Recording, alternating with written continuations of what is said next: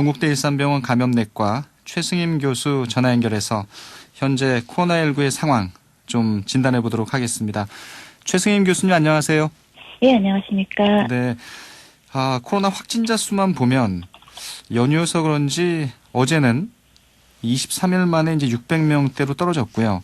네네. 지금 아직 뭐 공식 집계 발표되진 않았습니다만 오늘은 다시 이제 올라서 한 1000명 안팎이 될 것 같은데 네네. 현 상황 좀 어떻게 바라보세요?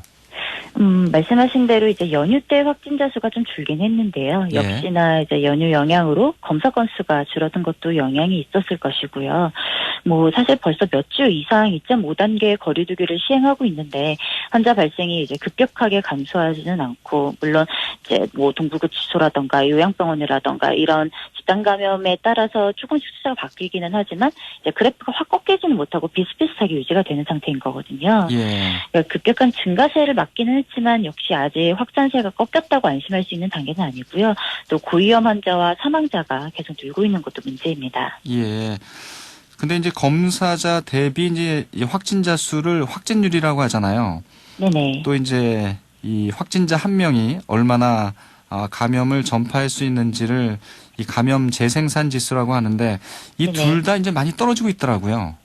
네, 좀 낮아지고는 있습니다. 이게 예. 사실 뭐 2.5단계 거리두기를 진행을 하고 있고 또 최근에 있었던 그런 연말연시 방역 대책이 뭐 어느 정도는 효과를 가져왔다고 생각은 하는데요. 또 이뿐만 아니라 확진자가 늘면서 또 국민분들께서 스스로 경각심을 가지고 또 조심해 주시고 또 겨울철에 이동량이 좀 줄어든 데에 따른 결과가 같이 나타난 거라고 생각을 합니다. 네. 네, 말씀하신 대로 감염 재생산 지수가 좀 낮아지긴 했지만 사실 일보다 크게 낮아지지는 못한 것이 아직 좀 걱정되는 측면이기는 합니다. 예. 감염 재생산 지수가 이제 1 아래로 떨어지는 게 좀 중요하겠네요. 네네, 그렇습니다. 그럼 이제 조금씩 이제 낮아지는 것 같긴 한데 아직도 네네. 긴장감은 이제 풀 수 없는 거고 그래서 정부가 이제 이 5인 이상 모임을 이제 금지한 조치 있잖아요. 네네. 이게 이제 수도권만 적용이 되다가 이제 전국으로 확대가 됐습니다. 예. 이건 좀 필요하다고 보시는 건가요? 지금 상황에서?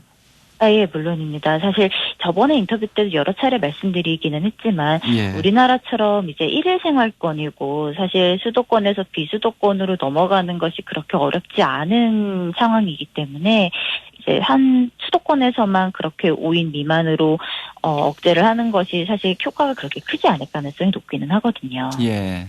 네. 그래서 사실 지금으로서는 뭐 3단계를 올리지 않는 이상 지금 정부에서 계속 방침을 얘기하는 거 보면은 3단계로서의 그 단계 상승은 좀 어려울 거라고 판단을 하는데요.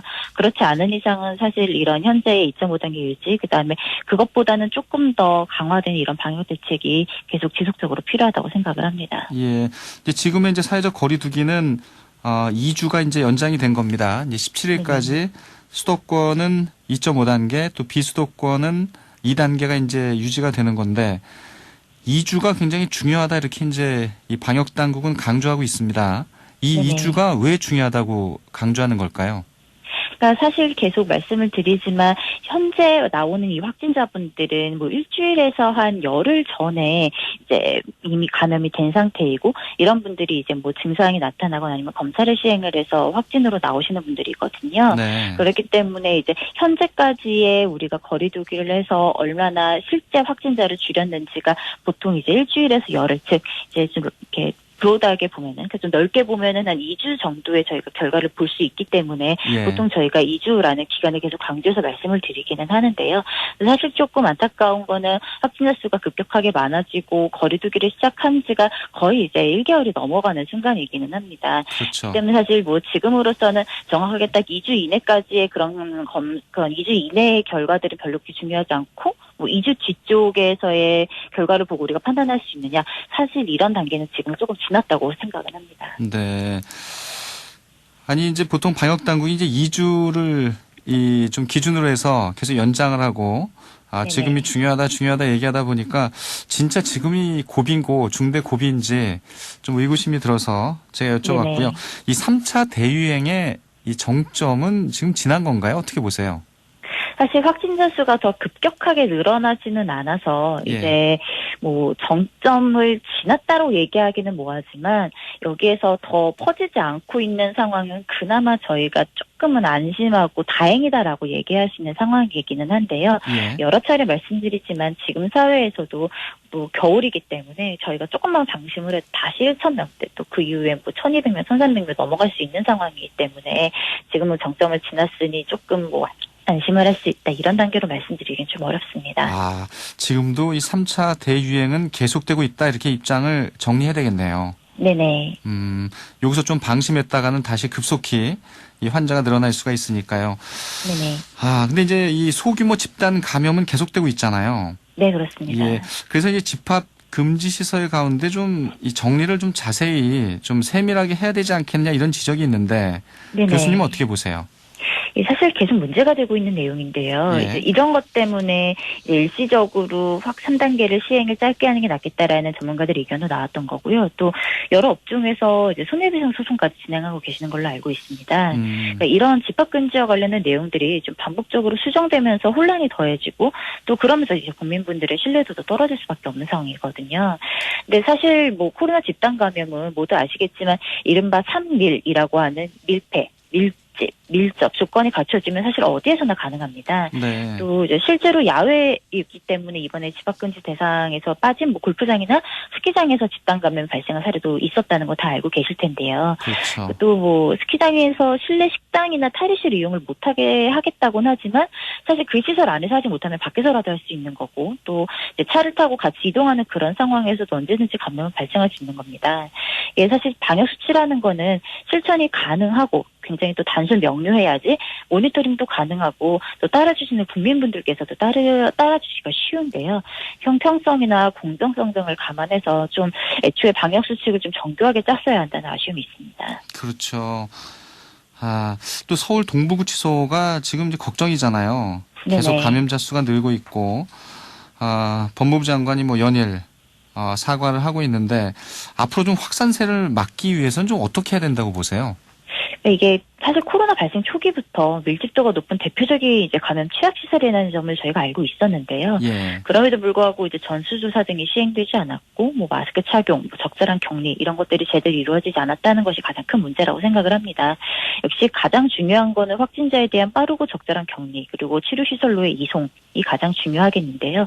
또 이거 이외에도 사실 현재까지 여러 차례 시행한 전수조사에서 지속적으로 확진자가 늘고 있다는 것은 이미 그 안에서 조용한 전파가 널리 퍼졌다는 뜻이거든요. 네. 그리고 아직 증상이 나타나지 않은 잠복기에 있는 밀접 접촉자들이 다른 수용자들과 한 방에서 함께 생활하면서 위험하죠. 접촉 대상자들이 완전히 1인 격리가 될 수 없는 그런 상황이기 때문에 전파가 계속 이어지고 있는 거라서요. 이런 동일 집단 격리는 그런 무증상 잠복기에 있는 수감자들에 의한 신규 감염을 불러올 수 있기 때문에 확진자들뿐만 아니라 남아있는 음성 수용자들 역시 최대한 빨리 적절하게 1인 격리를 시행하는 것이 가장 중요하겠습니다. 늦었지만 전부 다 1인 격리를 좀 시행해야 된다는 얘기고요. 네네. 이 변이 바이러스 얘기를 좀 해볼게요. 이 자가 격리 기간을 거친 이후에 이제 감염 사실이 나와서 또 좀 놀라게 했습니다. 영국 변이 바이러스 확진자 한 분이 그랬잖아요. 네네. 근데 이 변이 바이러스는 어떻게 자가 격리 기간을 넘기고 나서도 이게 확진이 됐는데 이건 어떻게 보세요, 이유를? 이게 사실 뭐 격리 기간 내내 뭐 일정 기간을 뭐 반복해서 PCR을 시행한 것이 아니기 때문에 네. 정확하게 어느 시점에 감염이 발생한 건지는 사실 확실하지는 않습니다. 다만 자가격리 중에 이제 가족 사이에서 전파되는 경우가 간혹 있기 때문에 그럴 가능성도 고려를 해볼 수가 있을 것 같고요. 그렇기 때문에 이제 얼마 전에 발표했던 정부 발표에서도 이제 모든 입국자에 대해서 격리 해제 전에 코로나19 이 PCR 검사를 의무화하겠다고 발표를 한 내용도 요구와 좀 상응한다고 볼 수 있겠습니다. 우리가 이제는 이제 백신에 대한 얘기를 좀 해도 될 것 같아서요. 네네. 국내 백신 접종에 대한 얘기를 좀 해보도록 할게요. 예정대로라면 이제 아스트라제네카를 시작으로 접종이 시작될 것 같은데, 백신 접종 전망은 좀 어떻게 바라보세요? 사실 이제 정부에서 발표하는 그 시점이 뭐 2월서부터 이제 들어온다고 얘기가 되고 있는데요. 네. 뭐 공급이 지연될 가능성이 그렇게 높지는 않아 보이는데 문제는 공급이 들어오는 그 자체보다도 이제 초기 물량을 얼마나 확보를 하느냐, 그다음에 또 접종이 얼마나 효율적으로 빨리 잘 진행되느냐입니다. 저번에도 한번 말씀드렸지만 미국과 유럽을 보더라도 백신 접종이 시작이 되긴 했지만 생각보다 속도가 굉장히 안 나고 있거든요. 그래서 그렇더라고요. 또 굉장히 여러 가지 원인이 있을 수 있기는 한데 일단은 우리나라가 뭐 접종 시작이 늦었다라는 그런 생각 때문에 막 서두르거나 그러지 않고 백신 접종의 원칙을 지키는 것이 가장 중요하겠고요. 예. 저번에 말씀드렸던 대로 이제 국민분들이 백신의 필요성을 충분히 공감해 주시고 또 신뢰하시는 게 가장 중요하기 때문에 정부가 여러 결과를 투명하게 공개해서 국민들과의 신뢰를 구축하는 것이 가장 중요한 상태라고 생각합니다. 예. 지금 이제 거론되고 있는 백신들은 어떻게 좀 안전한 거죠? 현재까지의 연구 결과로서는 이제 저희가 보통 백신의 이제 부작용을 얘기를 할 때요. 뭐 심각성에 따라서 1등급에서 4등급까지 나뉘기는 하는데요. 예. 뭐 1등급은 경증, 2등급은 중증도, 뭐 3등급은 중증, 4등급은 생명을 위협하는 증상으로 나뉘고 있습니다. 근데 일단 현재까지 제약회사에서 공개한 자료에서는 3등급 이상의 심각한 부작용이 발생하지 않는 것으로 알고 있습니다. 예. 아직 뭐 미 접종을 시작한 나라들에서도 이렇게 뭐 생명에 위중할 정도의 이런 부작용은 아직까지는 보고된 건 없는 거고요. 네. 예. 알겠습니다. 백신을 기다리시는 또 어르신들이 많아서 안전성이 가장 또 중요한 부분이라는 걸 좀 강조를 드리고요. 알겠습니다. 지금 국내 확진자 수가 이제 조금은 뭐 줄어든 것 같기도 하고요. 하지만 절대 네. 이제 안심해서는 안 된다는 얘기 끝으로 교수님이 한 번 더 해주시면 좋을 것 같아요. 네, 사실 좀 걱정되는 거는요. 현재 처음에 저희가 이제 1000명 나왔을 때는 어떻게 이럴 수가 있지라는 마음을 이제 먹었었는데 지금은 사실 이 정도 확진자가 나오는 이 상태에 벌써 익숙해져 버릴 그런 위험성이 좀 있거든요. 예. 그래서 이제 이런 방역 피로감이 누적되면서 개인적 피로도도 올라가고 그러면서 다시 이제 방역 경계심이 느슨해지고 또 이동량이 늘어날 수 있는 이런 상황을 개개인 스스로가 그리고 또 사회가 경계해야만 합니다.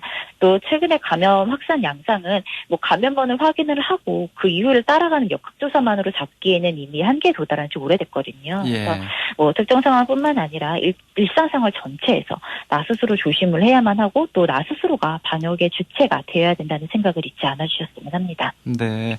예. 오늘 말씀 잘 들었습니다. 고맙습니다. 네, 감사합니다. 동국대 일산병원 감염내과 최승임 교수였습니다.